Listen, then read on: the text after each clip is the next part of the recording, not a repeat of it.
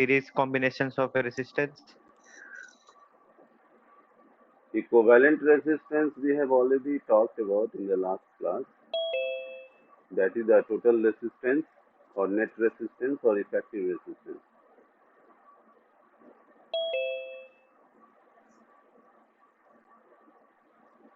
There.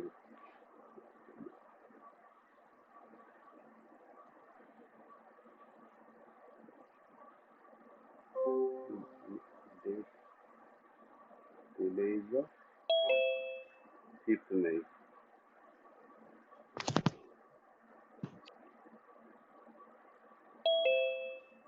There.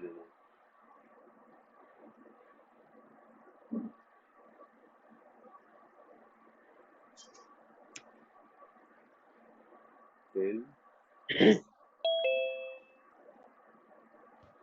ENF.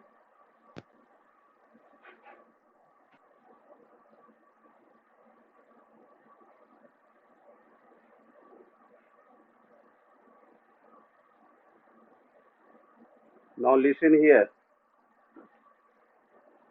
In the starting of the electricity, we have a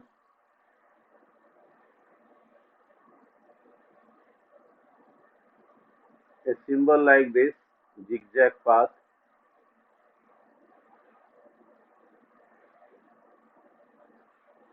What is the meaning of this zigzag path? Tell me. Current. No, resistance. Resistance. Resistance. This is the symbol of resistance, and due to this Resistance. symbol, yes, now we will supply some current to pass through it. The current is allowed to pass through the conductor, and conductor has some properties to oppose the flow of current. So Ohm's law actually given under certain condition. You mention first the under what condition this is allowed. At constant temperature. At constant temperature for any given conductor, the amount of current flowing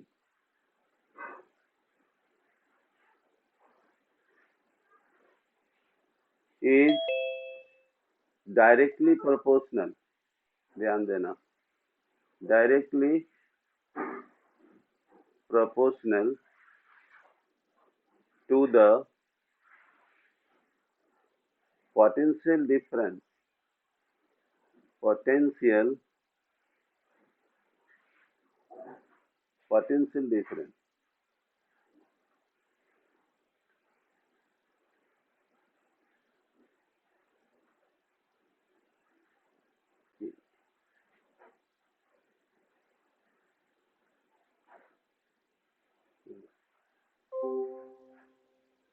Potential difference.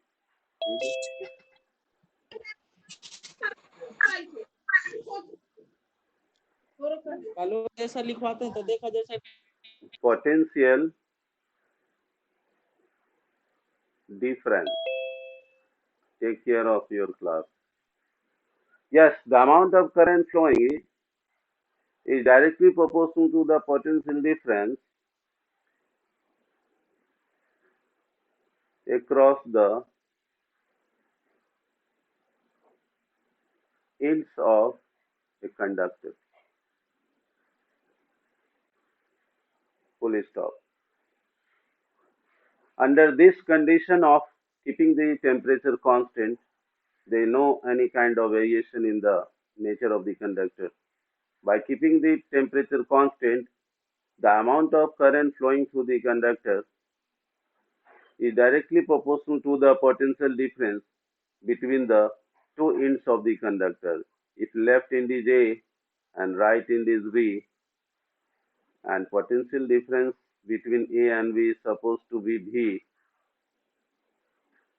So according to statement of the Ohm's law, we will write V decides the flow of current. So current flowing is the effect and potential difference is the cause due to which the current is flowing. So according to Ohm's law, mathematically we used to write V is equal to R into I, and we call it Ohm's law formula. We call it Ohm's law formula.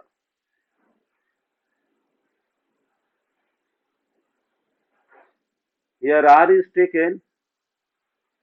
R is a constant of proportionality. ये ध्यान देना होगा. Constant of proportionality. हाँ, R is a constant of proportionality, and this R is called resistance. R is called resistance of a conductor. तो ये बात का ध्यान रखना होगा, resistance of a conductor. Constant को ही रेसिस्टेंस बोला जाता है. और R का मीनिंग रेशियो के टर्म में V बाई I बोलते हैं. The ratio of potential difference between the two ends of the conductor and the total amount of current passing through the cross-section area of the conductor. So ratio of the potential difference across the ends of the conductor and the current flowing in the same conductor gives a constant value called resistance. तो resistance क्या है? ये एक तरह से किसी भी conductor का ऐसा फिजिकल कैरेक्टरिस्टिक प्रॉपर्टीज है जो करंट का फ्लो का विरोध करता है. हाँ, इसलिए उसका फिजिकल मीनिंग के रूप में इसको लिया जाता है. तो ओम्स लॉ, जब भी आपको स्टेटमेंट लिखना रहे तो आप ये ध्यान में रखो कि गिवन कंडक्टर अगर ए भी है और उसकी अपोजिशन नेचर को मैंने जिगजैग पैथ से दिखाया है तो उसको रेसिस्टेंस सिंबल बोलते हैं. तो are opposes the flow of current, and in spite of the fact of the opposition, current passes from one point to other point. So this is possible only when the temperature of the conductor is kept constant. So Ohm's law has decided this law under the condition of constant temperature, and we observe here that the total amount of current flowing through the conductor is directly proportional to the potential difference between the two ends of the conductor. So, our current is the result and potential difference is the cause, because it provides the total source to flow of current. अब यहाँ पर देखो Ohm's law को जब हम लोग formula में यहाँ पर डिसाइड कर लिए कि V equal to R into I लिखते हैं, तो V equal to R into I लिखने के लिए हम लोग देखो क्या करते हैं. ओम्स लॉ पर आ रहे हैं. हाँ, हमारा चर्चा आज ओम्स लॉ पर फिक्स है. शिवम कुमार क्या बोलो, अनम्यूट करके बोलो. हाँ सर डिफाइन अच्छा तो मेरा बुक का सर्च कर. पोटेंशियल डिफरेंस सर पूछा था, क्या बोलेंगे? हाँ बच्चों, दोनों यस, इधर से ले लिया है, उसमें हुआ करना. हाँ ध्यान रखना. अभी ओम्स लॉ आया है, ओम्स लॉ का टर्मिनोलॉजी आया है. ओम्स लॉ का पहले सर्किट होगा, तब आप सारी बातें उसमें होंगी. ठीक से ध्यान देना. मैंने जो यहाँ पर ए लिखा था उससे हमने कंडक्टर को सीधे ज्वाइन किया था बी से, लेकिन कंडक्टर वायर होता है, उसको जिगजैग पाथ हम लोग साइंटिफिकली रेसिस्टेंस के रूप में देते हैं. ये जिगजैग पाथ जो देते हैं वो रेसिस्टेंस देते हैं. देखो अब फिर दोबारा हम कर रहे हैं काम तुम्हारे लिए. और ये ए है और ये बी है, दोनों इंड्स है कंडक्टर का. और कंडक्टर आप कहीं भी अलग भी रख सकते हो. कंडक्टर मान लो हमने इलेक्ट्रिकल वायर लिया, लेकिन पढ़ाई के नेचर में रखते हैं हम लोग. कंडक्टर वायर को बोल रहे हो sir? Yes yes, good boy. Copper wire जो वायरिंग में हम लोग यूज करते हैं, एल्यूमिनियम वायर, सिल्वर वायर, ये सब कॉपर वायर जो इलेक्ट्रिकल वायर है उसको कंडक्टर बोला जाता है. उसी से कंडक्शन होता है. तो वो वायर स्टडी पर्पज से रहता है, मार्केट में अवेलेबल है. अब उसको हम लोग साइंटिफिकली कैसे पढ़ते हैं, देखो. अब ये कंडक्टर में जब करंट तुम सप्लाई करोगे तो करंट तो जाएगा, करंट इधर से इन करेगा, करंट इधर से लीव करेगा, बल्ब लगा दोगे बल्ब जलेगा। लेकिन यहाँ पर ओम्स लॉ स्टडी है, वो क्या है, इस कंडक्टर के अंदर में कुछ न कुछ तो ऐसा बात है। अब वो बात क्या है, करंट जाएगा, कितना विरोध करेगा, अपोज कितना करेगा, वो रेसिस्टेंस के द्वारा दिखाई जाती है। तो मैंने यहाँ पर एक टर्म लिया रेसिस्टेंस। तो कंडक्टर का फिजिकल गुण को रेसिस्टेंस बोलते हैं, जो विरोध करता है, करंट को बहने से रोकना चाहता है, पूरा रोक नहीं देता है, रोकना चाहता है, विरोध करता है। तो अब यहाँ पर देखो क्या हो रहा है, मैं यहाँ पर एक इंस्ट्रूमेंट लगाऊंगा, ध्यान देना, ये ओम्स लॉ का पक्का सर्किट डायग्राम है ओरिजिनल। इसके ठीक सामने में यहाँ पर डॉट लिया, इसके ठीक सामने मैंने यहाँ पर डॉट लिया, फिर इसको मैंने मिला दिया, ये मैंने इसको मिला दिया, लेफ्ट वाला को पॉजिटिव टर्मिनल में, राइट वाला को निगेटिव टर्मिनल में। फिर मैं इसको ज्वाइन करूंगा ऐसे कॉमन पॉइंट पर, अलग नहीं, इसको थोड़ा ब्लैक डॉट कर दो, फिर इसको ज्वाइन करो, इसको भी ब्लैक डॉट दो। देखो दो जंक्शन आ गए, ए और बी। ये वाला जो कंडक्टर था हमारा ए बी, मैंने उसको यहाँ कनेक्ट किया। अब अगर प्रोफेशनली साइंटिफिकली मार्केट में इलेक्ट्रिकल शॉप में जाएंगे तो वहां बोलेंगे रेसिस्टर लाइन, क्या वहां बोलेंगे, वहां बोलेंगे रेसिस्टर, बाजार में अवेलेबल है रेसिस्टर। और स्टडी पर्पस से उसका गुण को क्या बोलते हैं, रेसिस्टेंस। तो हर वायर का अपना अपना रेसिस्टेंस होता है, तो बाजार में जो अवेलेबल है वो रेसिस्टर के नाम से अवेलेबल है, उसका सिंबल यही रखेंगे, आर जिगजैग पाथ। तो ये ध्यान में रखना, पढ़ाई और व्यवहार प्रैक्टिकल कहाँ कहाँ रिलेटेड है। अब यहाँ पर क्या करो कि वोल्ट मीटर, तुम इसका नाम है भी, इसको बोलेंगे हम लोग वोल्ट मीटर, ध्यान से समझ लेना, हाँ वोल्ट मीटर। अब क्या करो, यहाँ पर एक आमीटर नाम का इंस्ट्रूमेंट लेंगे हम लोग, हाँ क्या लेंगे हम लोग, आमीटर नाम का इंस्ट्रूमेंट लेंगे। तो आमीटर में भी ध्यान रखना है कि हमको क्या करना है, आमीटर को सीरीज में लगा दो कंडक्टर के साथ। देखो इसको और आगे बढ़ा रहे हैं हम लोग, सर्किट डायग्राम कर रहे हैं, ये Ohm's law verification circuit diagram बता रहे हैं। तो काफी इंपॉर्टेंट है, ये सारे बच्चों को समझना चाहिए। जब आप 10 में आते हो तो खाली इलेक्ट्रिसिटी बोलने से नहीं होगा, इलेक्ट्रिसिटी में है क्या ये समझना होगा। इलेक्ट्रिसिटी में आपने यहाँ पर मैंने आमीटर लिखा, तो आमीटर का हम लोगों ने यूज, आमीटर का लेफ्ट साइड में प्लस साइन दो, आमीटर का राइट साइड में माइनस साइन दो, प्लस टर्मिनल ऑफ द जो आमीटर इंड है वहां से कनेक्टिंग वायर ले लो और उसको नीचे की ओर अब लाओ, क्योंकि अब बोर्ड जो है थोड़ा बोर्ड का स्पेस के अनुसार तार को मोड़ दिया गया, नहीं तो हम सामने भी ले जा सकते हैं। अब इसको क्या करेंगे, बैटरी का पॉजिटिव टर्मिनल से जोड़ेंगे। गौर करना, positive terminal of the positive and of the ammeter is connected to the positive of the battery। अब बैटरी बोल रहे हैं, सेल भी बोल सकते थे, फीबल करंट है तो सेल हो जाएगा, थोड़ा और स्ट्रॉन्गर करंट देना है तो बैटरी बना लेते हैं। हाँ बैटरी की जगह पर और भी कुछ यूज करते हैं हम लोग, उसका नाम है बैटरी एलिमिनेटर। तो अब जमाना थोड़ा डेवलप कर गया है, हाँ इसलिए आप ये भी जानो कि बैटरी नहीं है तो भी काम हो सकता है, उसका अल्टरनेटिव अरेंजमेंट करके।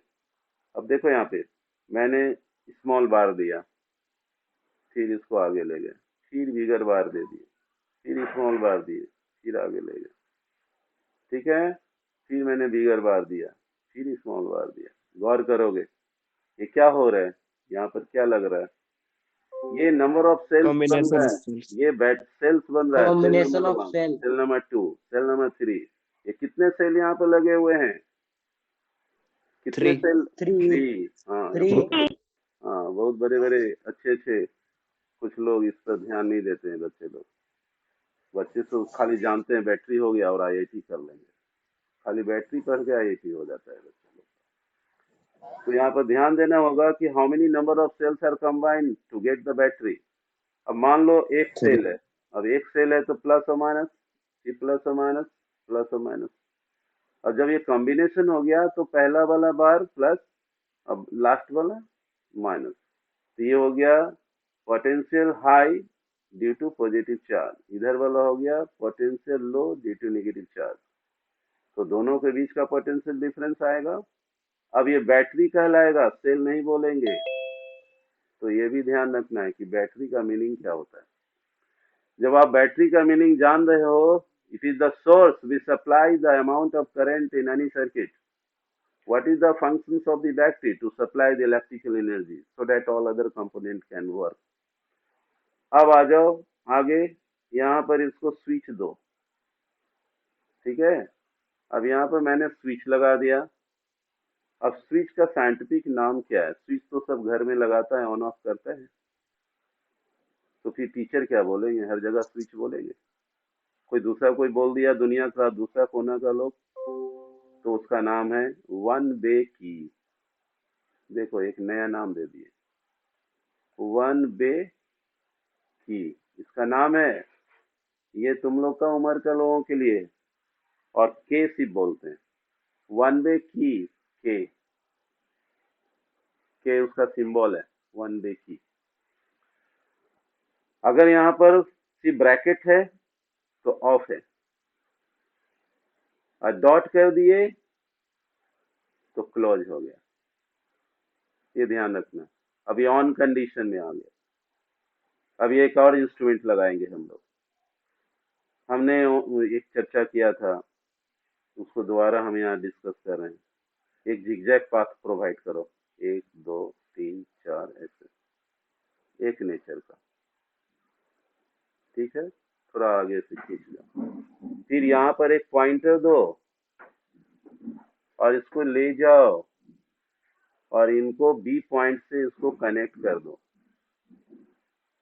देख रहे हो? इसका नाम है RH, इसका नाम है रियोस्टेट, रियोस्टैट, ब्रैकेट करके नाम याद करो, फुल स्पेलिंग के साथ ध्यान रखो। यह इंस्ट्रूमेंट है, इसलिए साइंस का लैब मैनुअल भी बच्चों को रखना जरूरी है। साइंस का ये स्टडी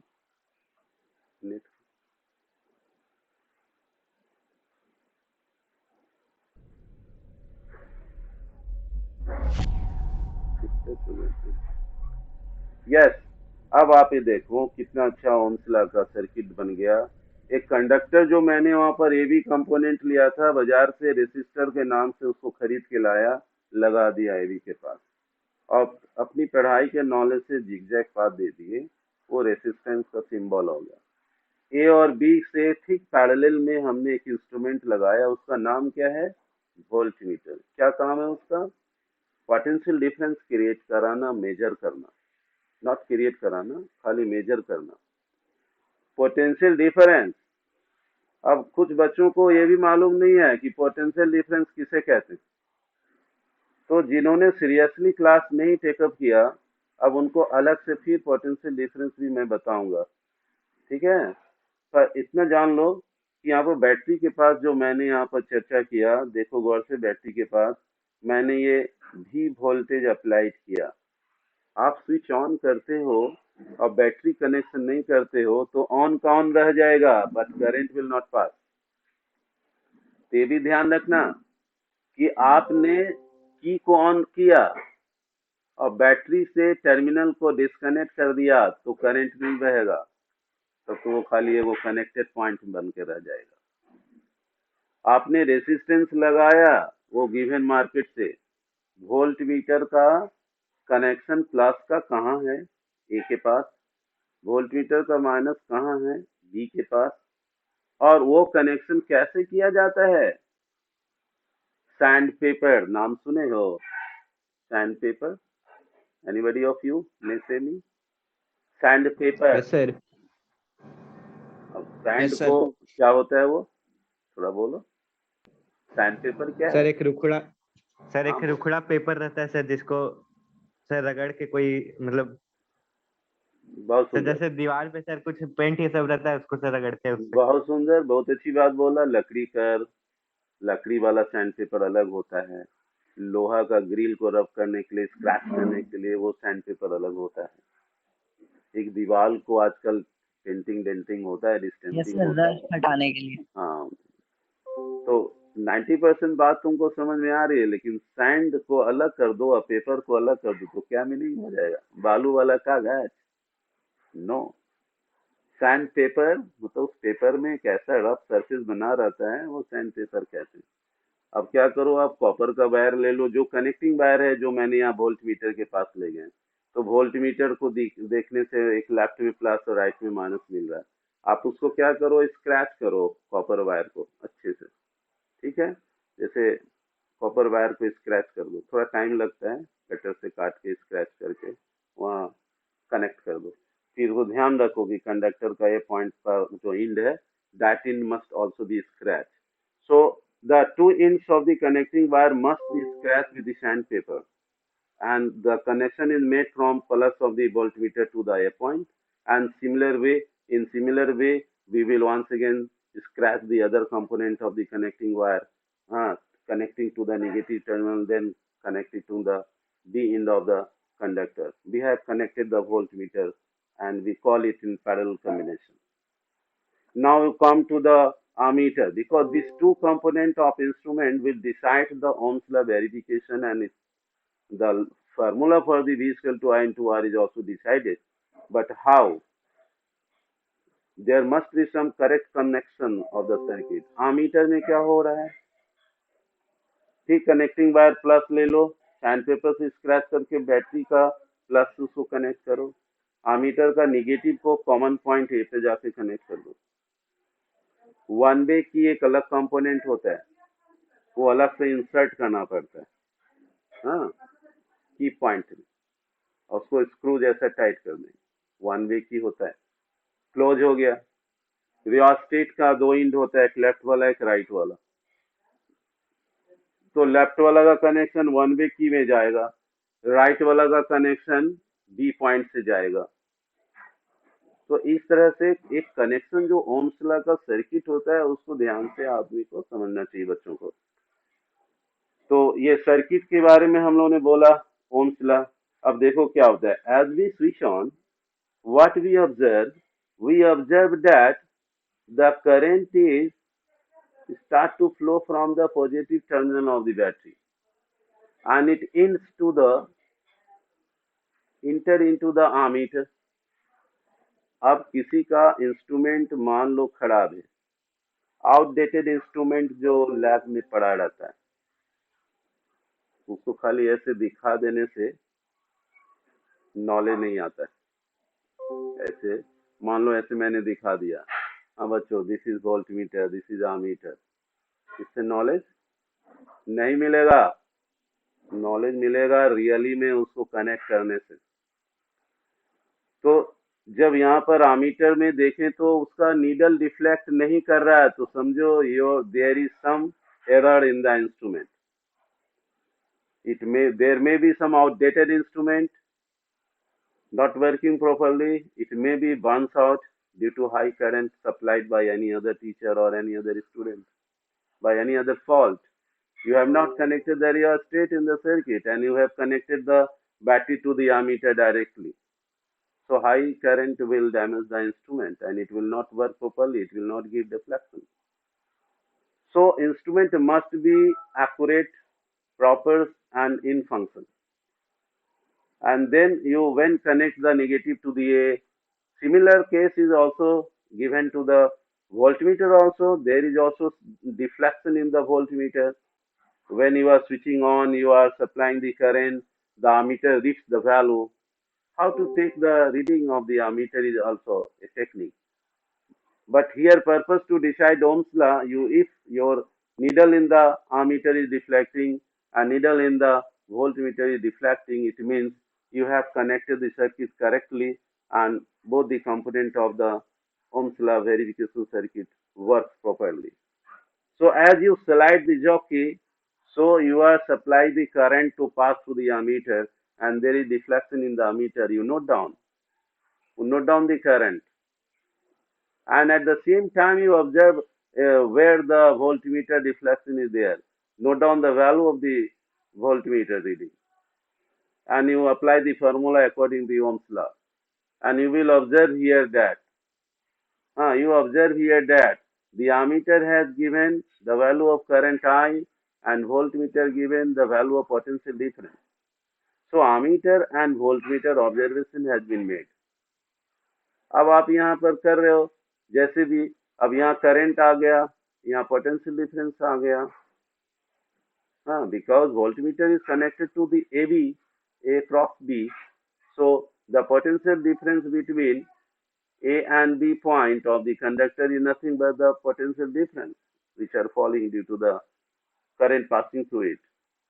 और ये हो गया I current, तो by ammeter. तो आपने ये दोनों काम कर लिया, तो फार्मूला में लगा दो equal to I into R, और यहाँ लिख दो at constant temperature. अब यहाँ पर बात आती है कि why we should keep the temperature constant during a study of Ohm's law. What is the need of keeping the temperature constant? कोई बच्चे बता सकते हैं? Anybody of you? बोलो, बात करो. ये रिकॉर्डेड क्लास है, अगर क्लास से हटोगे तो वहाँ टाइमिंग यहाँ पर रिकॉर्ड हो रहा है. How many number of you are leaving? How many number of you are entering? Both timing has been noted down and recorded. तो ये ध्यान में रखो. कोई बताओ ओम्स लॉ में Sir, because temperature affect the flowing of current. Temperature is the cause of? Sir, temperature affect the flow of current. Temperature affect the flow of current. तो flow of current का कारण कौन है? विरोध करने वाला कौन है? रेसिस्टेंस. अगर किसी सर्किट में करंट का फ्लो का अफेक्ट हो रहा है, प्रभाव पड़ रहा है, विरोध हो रहा है, वो विरोध करने वाला कंपोनेंट कौन है? अपोज करने वाला कंपोनेंट कौन है? रेसिस्टेंस. Sir, resistance. गुड. तो टेम्परेचर का प्रभाव रेसिस्टेंस पर पड़ जाएगा.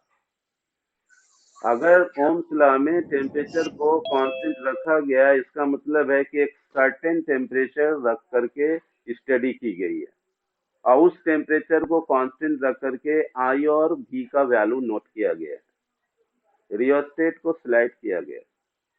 अगर आप 25 डिग्री पर ये स्टडी हो रहा है तो सारा चीज 25 डिग्री पर ये कांस्टेंट वैल्यू में रहेगा.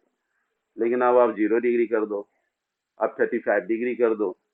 As you change the temperature, so the resistance value itself change. क्या हो जाएगा? टेम्परेचर को चेंज करने से आपका रेसिस्टेंस ही बदल जाएगा. तो जब बार बार रेसिस्टेंस बदल जाएगा तो पोटेंशियल डिफरेंस ऑफ करंट का जो रेशियो है ना, वो अलग लगाने लग जाएगा. तो वो ओम्स लॉ वहां फेल कर जाएगा. It will not be obeyed by. So Ohm's law holds good for the conditions of keeping the temperature constant. तो ये ध्यान में रखना कि कौन चीज कैसे हो रहा है. ठीक है, तो ओम्स लॉ का एक आइडिया मिल गया यहाँ पे.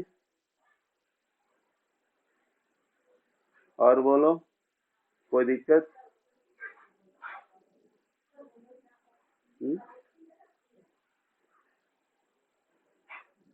ओम्स लॉ सबको क्लियर हो गया ना बच्चों?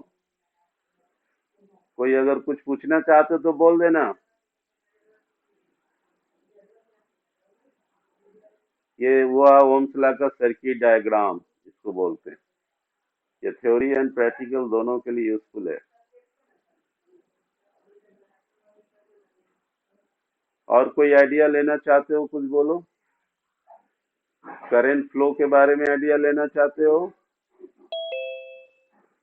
Yes sir. अच्छा, ठीक है. कुछ कुछ बात किया करो, एकदम साइलेंट रहना भी ठीक नहीं है. तब तो वन वे हो जाएगा, भारतीय रेल जैसा. गाड़ी आएगा, पैसेंजर रहे चाहे न रहे, गाड़ी को बढ़ जाना है. तो स्टडी उसी तरह होना भी ज्यादा ठीक नहीं है. There must be some interaction. तो एक चीज हम ले रहे हैं यहाँ पर. ओम्स लॉ तो हमको लग रहा है कि अब करीब करीब सबको समझ में आया है. और ओम्स लॉ के अंदर मैंने ग्राफ का भी नेचर का चर्चा कर चुके हैं। फिर 1 ओम का मीनिंग भी आपको मालूम होगा, रियोस्टेट का बारे में मालूम होगा।